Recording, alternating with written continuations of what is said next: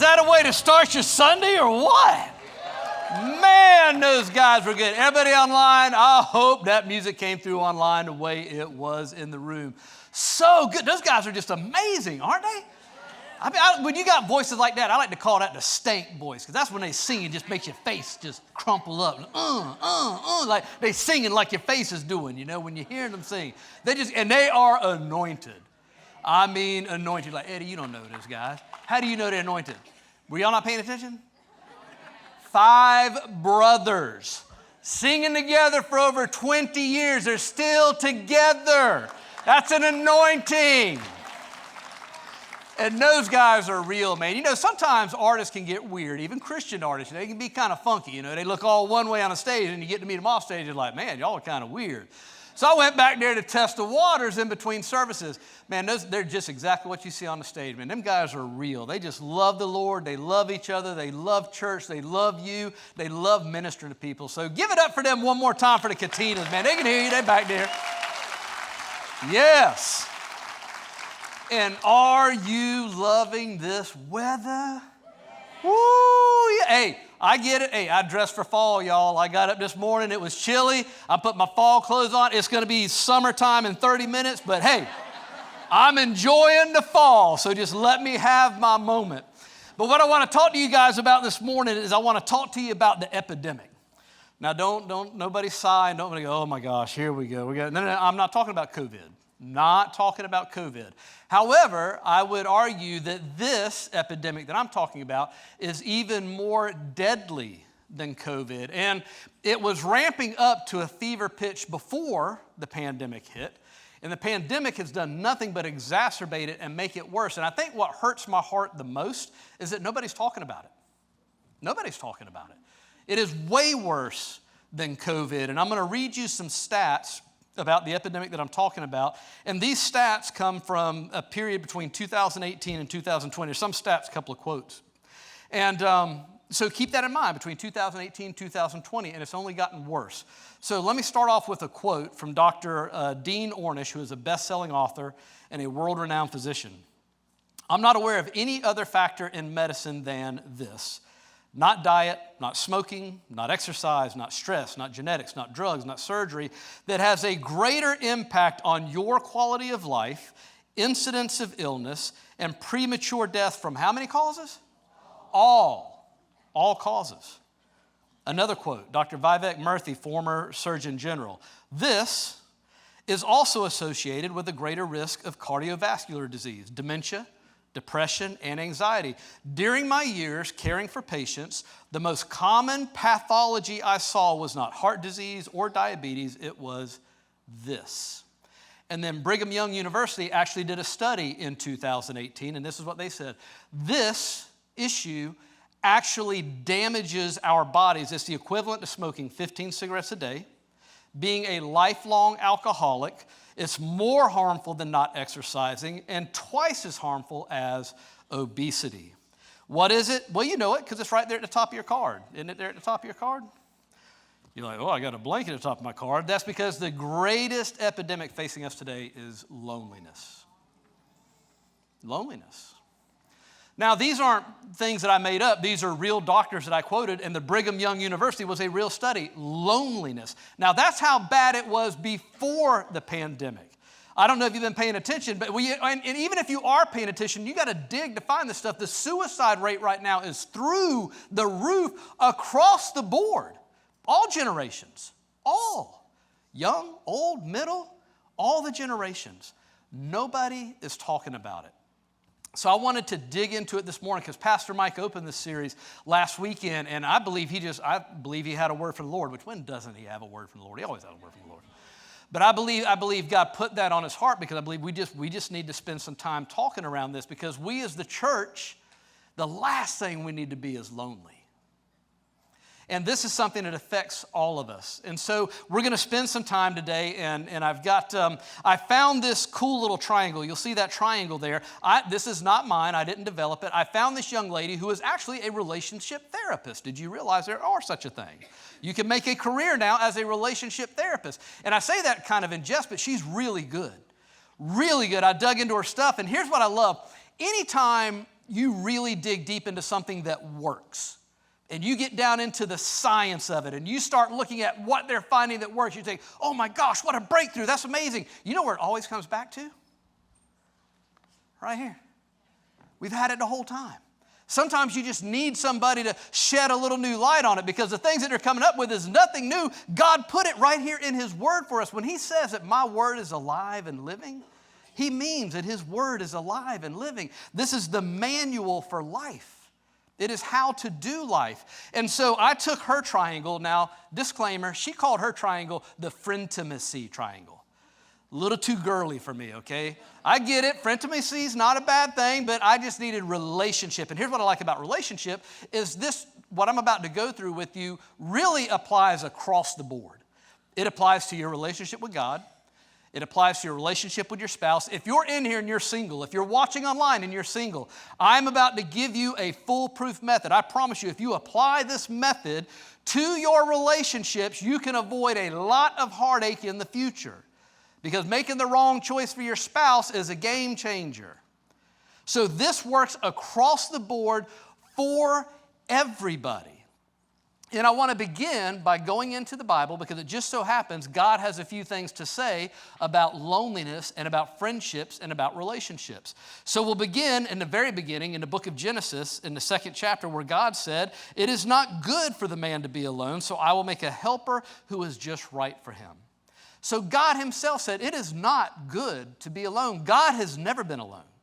Father, Son, and Holy Spirit have existed from the beginning of time. Always and forever, God has never been alone. He's always been in relationship. Jesus said this to His disciples in John chapter 15. "I no longer call you slaves, because a master doesn't confide in the slaves. Now you are my friends, since I have told you everything the Father told me." So Jesus was saying, I'm elevating you to a place above master and servant. I'm elevating you to a place of friend. That's the highest place, is friend. Proverbs very wisely says this, and you need to understand this as well. There are quote unquote friends who destroy each other, but a real friend sticks closer than a brother.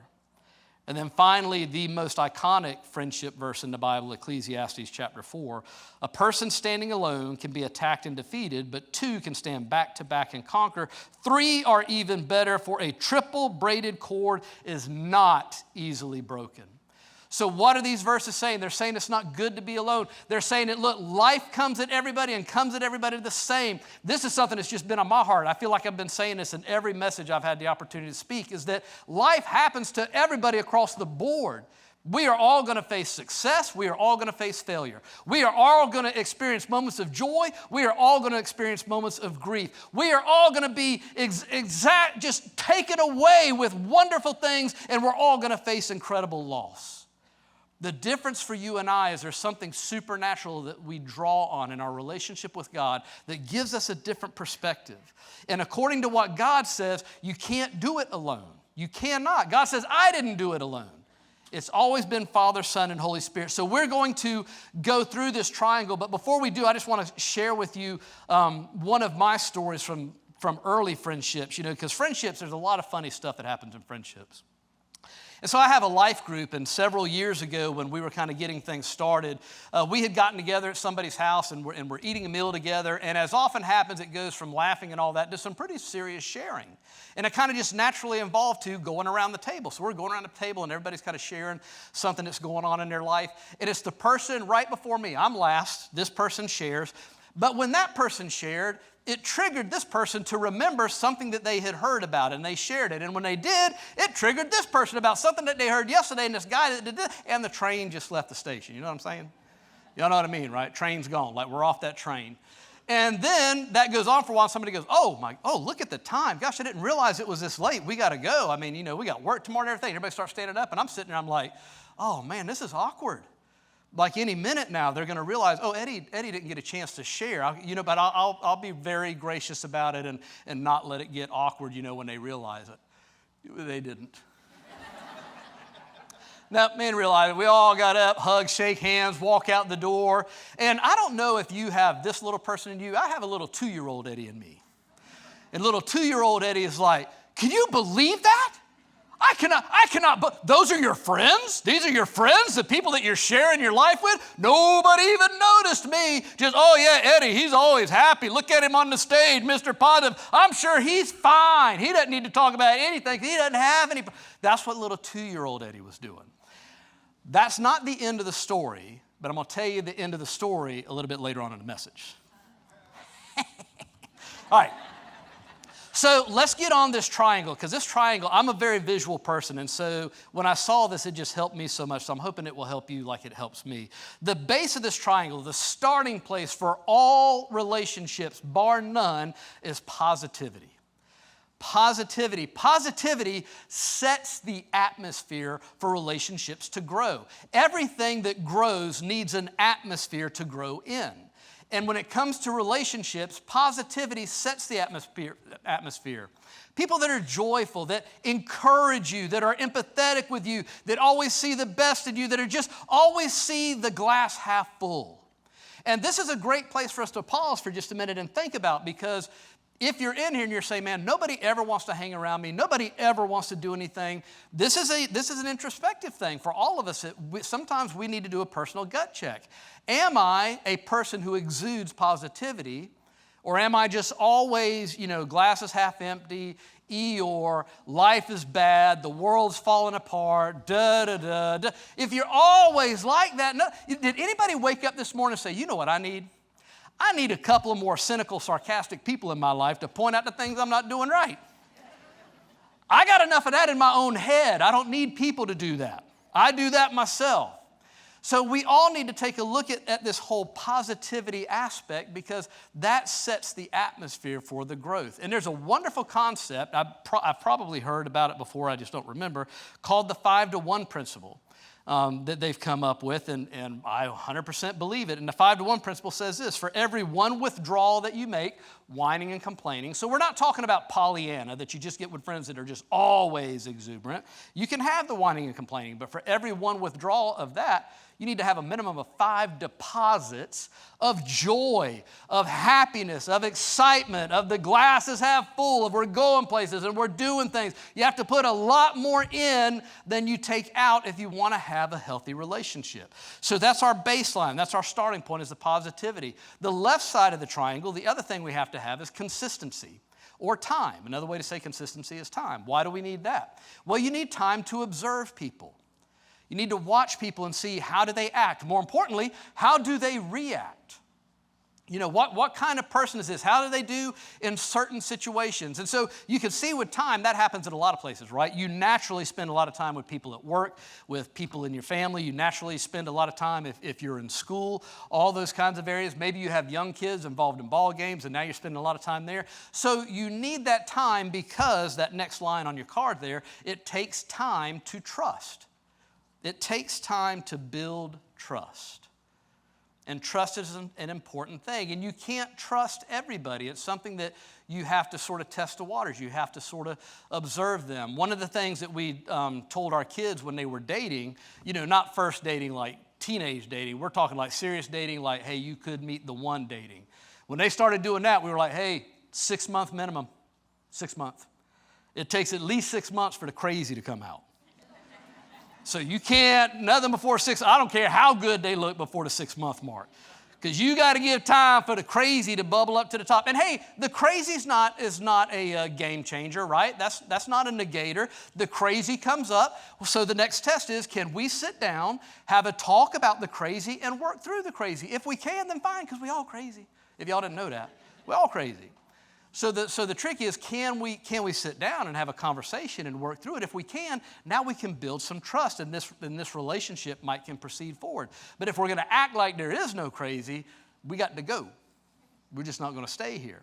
So we need that time. We need that consistency. The other piece of the triangle is vulnerability.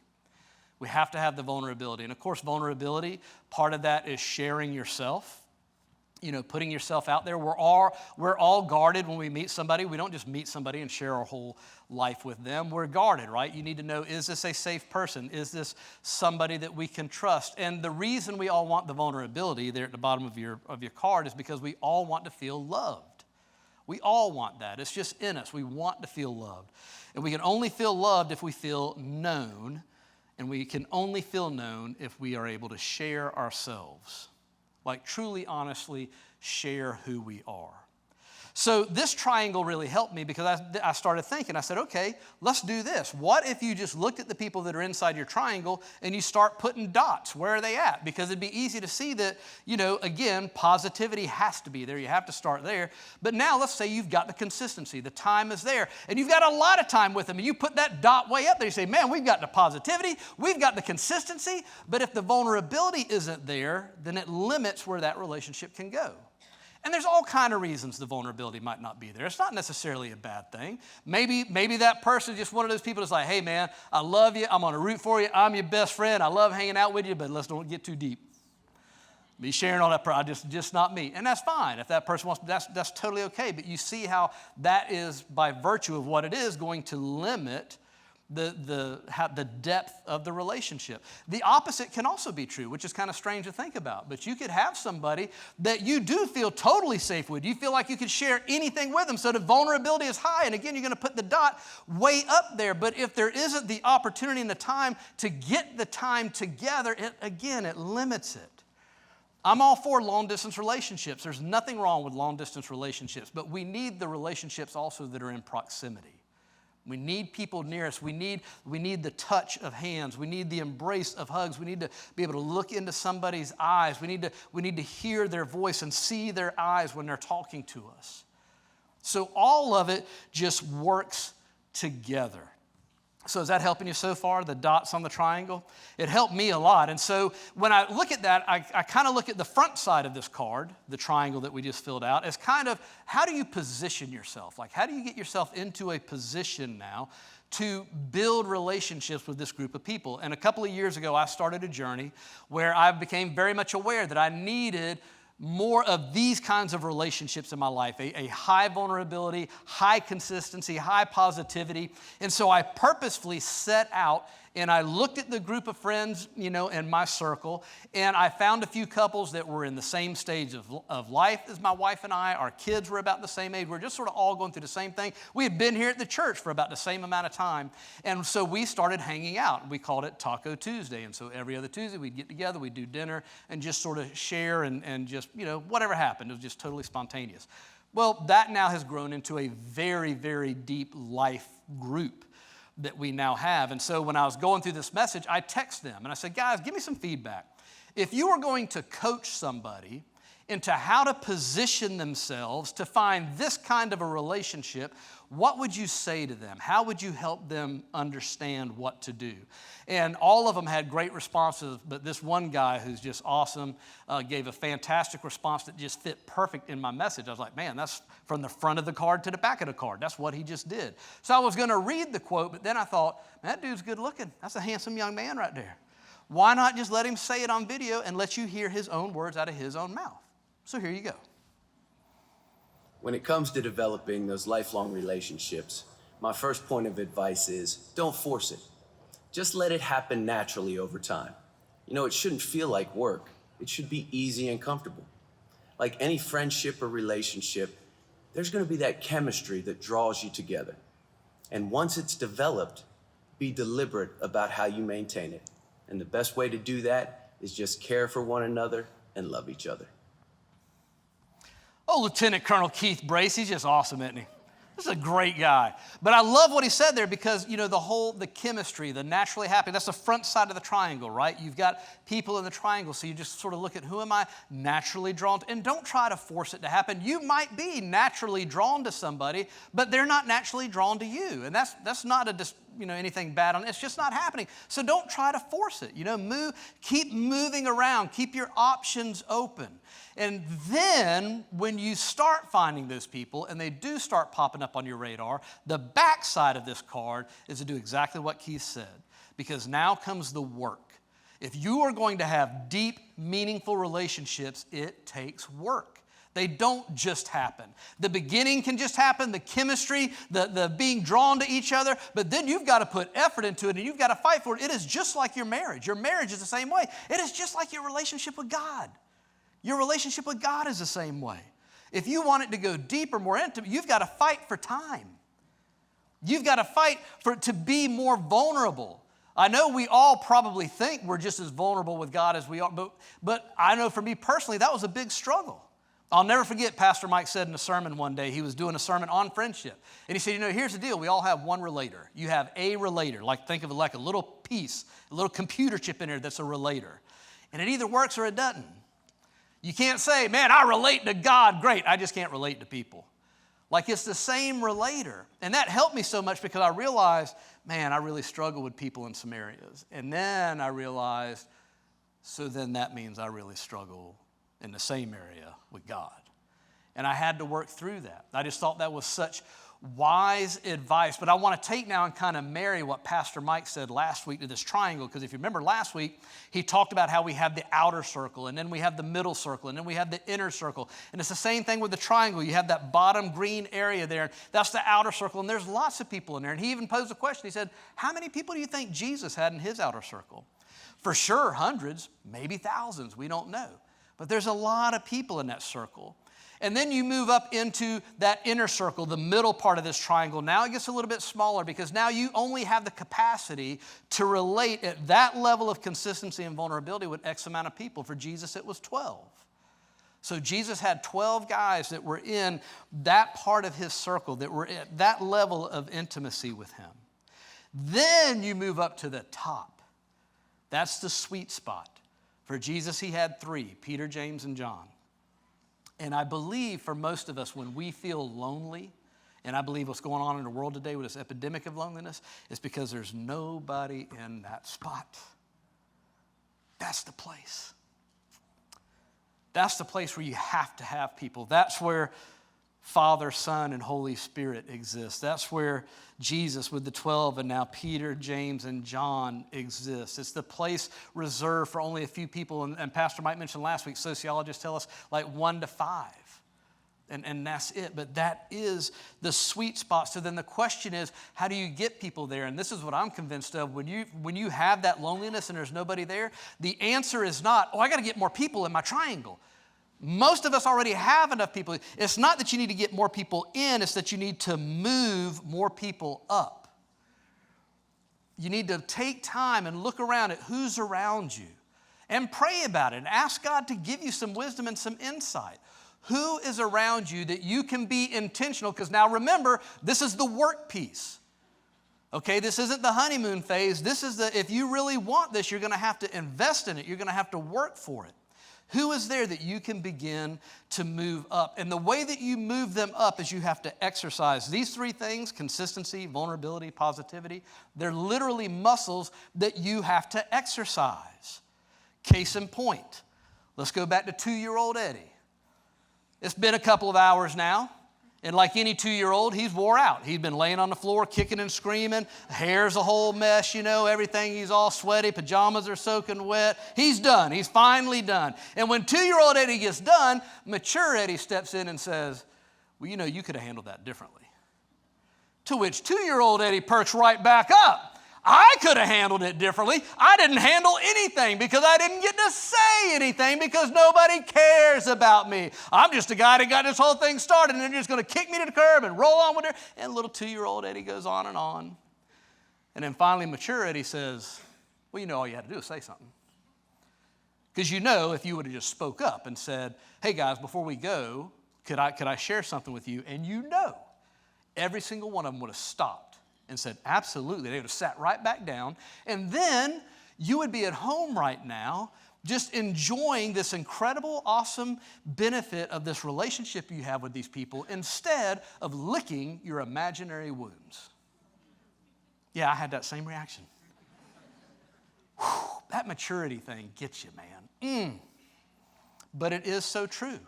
See, I needed to exercise the vulnerability of speaking up and saying, guys, I have a need. And would you mind if I shared with you? That's being vulnerable. I think a lot of times we think of vulnerable as just this meek, kind of withdrawn thing, and it's not. If we're going to have these kind of relationships that reach that level, and hey, there's going to be drama. I think about this all the time, okay, because we're only human, right? And so Jesus is working with men when he's working with those disciples. You don't think there was some drama when he's there with the 12 and he says, hey, everybody, y'all just hang out right here. Peter, James, and John, y'all come with me. because we're going to have this awesome experience called the Mount of Transfiguration. Y'all are about to meet it's going to be the most, what do you think those 9 back there were talking about? I guarantee they were, oh, bless Peter, James, and John. Look at them. They're getting to go hang out with Jesus and get some extra time with him. No, they wasn't thinking that. They're like, well, why didn't he ask me to go up there? What? And see, that's where you have to put the brakes. You got to pump the brakes.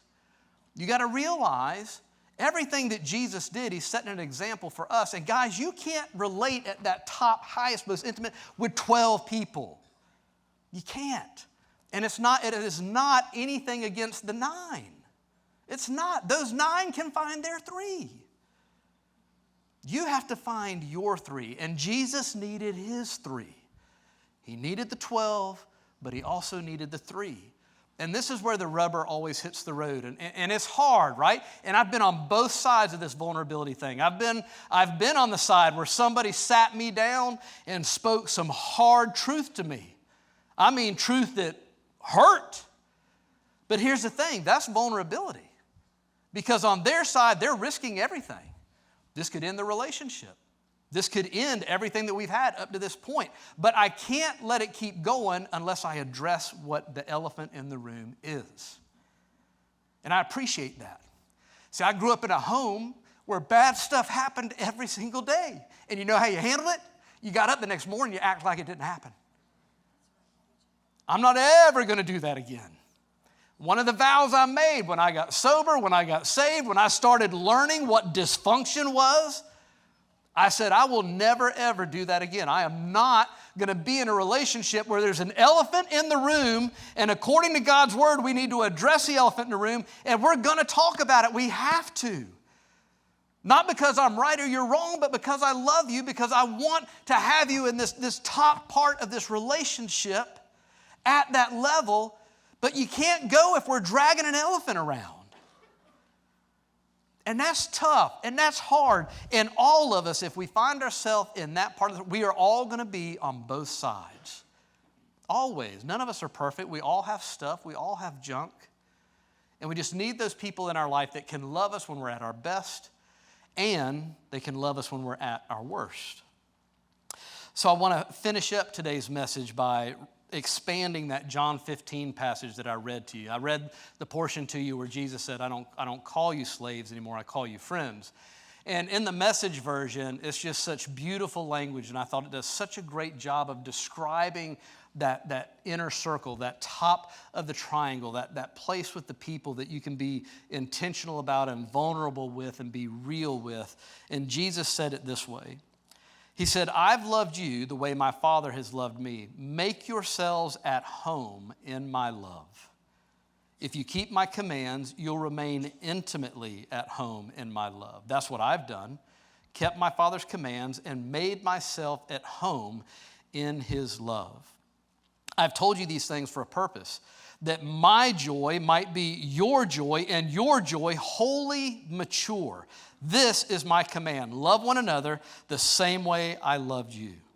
This is the very best way to love. Put your life on the line for your friends. You are my friends when you do the things I command you. And I'm no longer calling you servants because servants don't understand what the master is thinking and planning. No, I've named you friends because I've let you in on everything I've heard from the Father. I think that's such a beautiful description of what friendship is, what friendship means. I think when you take all these scriptures in total, and I think if you do an even deeper dive into the Bible, and especially in Jesus' life, you'll see that this is what we all need. But my challenge to you is to wake up to it, is to quit letting life knock you around. I don't know how many of you feel like you wake up and get out of bed, and it's like as soon as you get out of bed, you're getting hit, and you're just you're staggering through, and you're trying to make sense of things. The key, the one thing that is going to get you through whatever this life brings, and this life is going to bring some stuff, is people. Nobody ever, in the greatest time of their loss, said, man, I hate when I lost so-and-so, but I feel so much better with that Bentley parked in the driveway. Nobody's ever said that. Nobody ever went through just a horrific time in their life and said, oh my gosh, I've lost my job. I don't know what I'm going to do to pay them bills. But man, I'm so glad I could sit in the living room and watch Bob Barker on the 65-inch this week. Nobody's ever said that. You think back to a time when you've had loss. You think back to a time when you've had devastation. And I promise you what will always come to mind is the people. It's the person that just came and sat with you. Maybe they didn't even say hardly anything, but they were just there. It's the person that gave you an encouraging word. It's the person that cried with you. It's the person that felt what you were feeling, the loss that you were feeling. They didn't have the answers, but they were there. And that's what we're all called to do. And my friends, we live in a world that is 1,000% set against this happening because this is the light of the world. You get people who love the Lord, who have this level of intimacy and vulnerability and consistency with Him, and then they have this level of intimacy and vulnerability and consistency with each other, and there will be a light in them that this dark world can never put out. I don't care how many lockdowns come, how many pandemics come, it doesn't matter. It doesn't matter. Because the light of the world has come into the world, and the darkness cannot extinguish it. It can't. So I want to do one last thing before we leave. The Katinas have another song, and Wanda and I were texting about the service, and she said, hey, they've got this song that they'd like to do kind of at the end if it works. And they didn't know what my message was. And when I saw the song, I was like, this is perfect. Absolutely perfect. I just love the way God works. And so they've got a song that just does a really good job of proving the very last point on your card. So let me just say, all you high C personalities, y'all are seeing me about to walk off the stage. You're like, no, there's one more. There's 2 more blanks, Eddie. There's 2 more blanks. Yes. And the blanks are that Jesus is our greatest friend. Woo! Aren't these guys just a huge blessing? Yes. It's such a blessing to us because, they came in here, they took the whole worship into service, gave our guys just a nice opportunity to sit and be ministered to. So if you would like to minister to them and to sow into their ministry, it's such an incredible ministry to be a part of. You can use one of the envelopes in the back of the chair. You just write Katinas on it, drop it in the box on the way out. You can give online. If you're watching online right now, you can go online and give to them as well. But I would just like, before they leave, just one more big round of applause of thank you for what they've done. And I love this. See, the 2 front guys, they done bailed out right now. So the guys behind the scenes, they get all the loving right now, right? I'll hear about that later. Those guys are awesome. They're so good. Support their ministry. Go out there and get some merchandise. They're cool as all get out. Look at the shoes, man. So they got some awesome merch out there. But I just want to bless you as you go with just that awareness. Don't let it slip from you. I really do feel like there's something about, as a church, we have got to get more intentional. And I know we talk about evangelism, and 100% that's a part of it. We've got to reach the lost. But guys, if we're going to survive what's coming, it's not getting better. Okay, resolve yourself to that. It's not getting better. We've got to have people that can stand back to back. We've got to have a strand of 3 that can't easily be broken so that we can keep that light of the world in us and fend off the darkness and go out and be a light to everyone out there that so desperately needs to hear about the love of Jesus Christ, our greatest friend. Lord bless you guys. Have a great weekend. We'll see you next week, 11 o'clock only. Next week, 35-year anniversary.